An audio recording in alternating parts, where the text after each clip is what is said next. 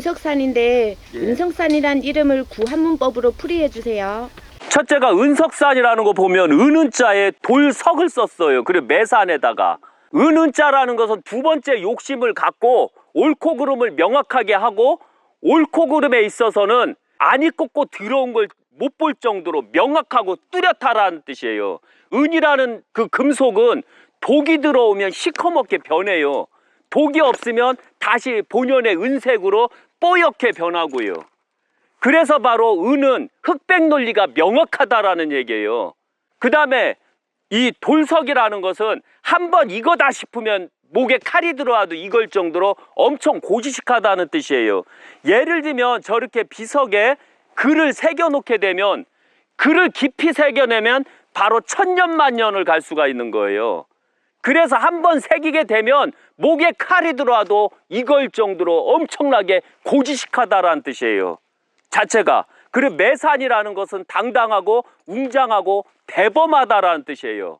그러니까 당당하고 웅장하고 대범한 자가 매사에 흑백 논리를 명확하게 하고 세상의 두 번째 욕심을 채우기 위해서 한번 결정한 목표가 생기면 그걸 이루려고 엄청나게 냉정하고 명확하게 두 번째 욕심을 채워나간다는 뜻이에요.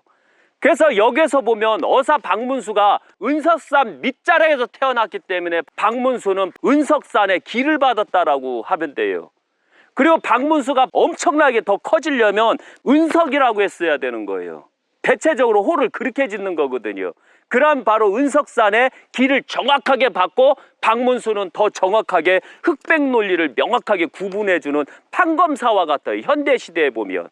그리고 박문수가 어사 활동을 잘했던 이유가 흑백 논리 당파에 치우치지 않고 어사 활동을 잘했던 이유가 은석산에 정신이 있다라고 보시면 되는 거예요.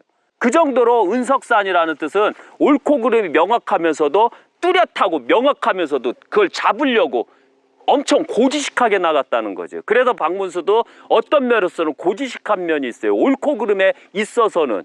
그래서 영조 때 옳고 그름이 명확하고 당파에 치우치지 않은 어사 박문수를 영조께서는 엄청나게 귀하게 여겼던 거죠.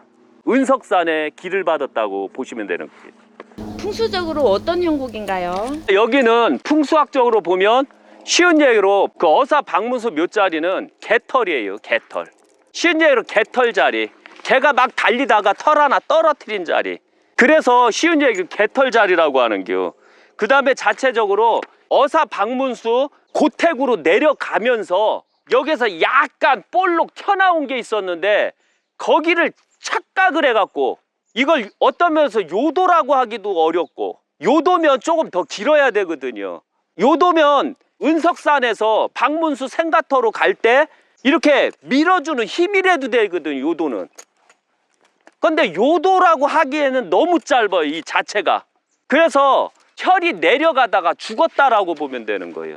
그래서 어떤 면에서 남근혈 같기도 한데 안타깝게도 남근혈이 너무 째가갖고 토끼밖에 안 되는 게 째그만해갖고 그러니까 어떤 면으로서는 남근은 남근인데 이게 잘렸슈.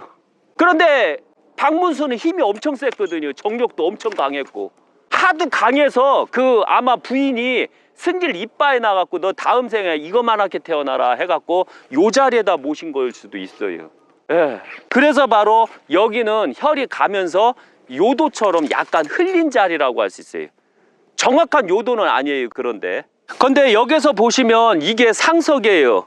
상석을 보면 더 재밌는 건 뭐냐면 상석 위에 상석을 올려놨어요. 이런 경우 거의 없어요. 그 다음에 보면 향로석. 향로석이 엄청 높지요. 그 다음에 망부석. 망부석 위치는 잘못 넣은 거예요. 이때도 보면 재밌는 게 뭐냐면 이 망부석은 오히려 그 우측에 있어야 돼요. 여기 보면 다람쥐가 내려오지요. 다람쥐가 내려오는 건 엄연히 이 집에 돌아오는 형국이에요. 좌측에 있는 망부석은 오히려 다람쥐가 여기 있어야 되는 거예요. 여기. 그래서 일하러 올라가는 걸 상징하거든요. 아니면 요 부분에 있어야 돼요. 그래서 일하러 올라간다. 그리고 이쪽에 오시면 이쪽 우측 망부석을 보면 오히려 여기 같은 경우는 올라가는 형국을 했어요.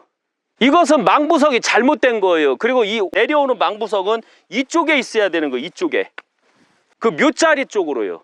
그런데 문제는 뭐냐면 이걸 설명한다면 뭐냐면 어사 박문수는 아침에는 집에 오고 저녁에는 유흥타운으로 간 길.